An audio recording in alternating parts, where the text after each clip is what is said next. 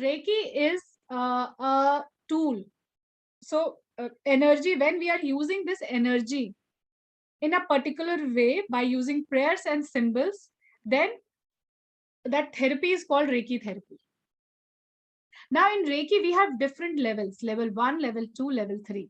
So level 1 will help you to understand how you can heal yourself, and you can heal things that is visible to you, that is in front of you.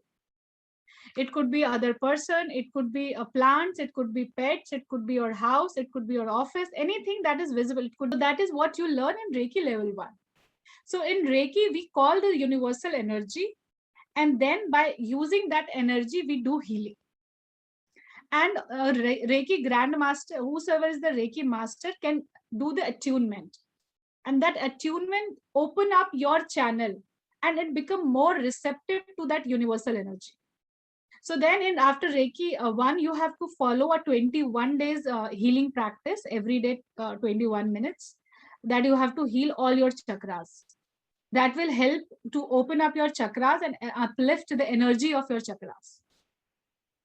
और वो 21 days की practice without any break होता है. Like in case you have done it for 4 days and then on 5th day you are not able to do, then on 6th day it will be counted as 1. Once your Reiki level 1 is completed, or even before that, you can go for Reiki level 2, in which you learn distance healing. So Reiki level 2 distance healing, the time gap जो होता है उसको हम finish कर देते हैं. So time concept does not exist in Reiki level 2, which means now there is nothing past and nothing is future for us. सब कुछ present बन जाता है, because past है क्योंकि आज के और उस time में फर्क है, तो इसलिए past है.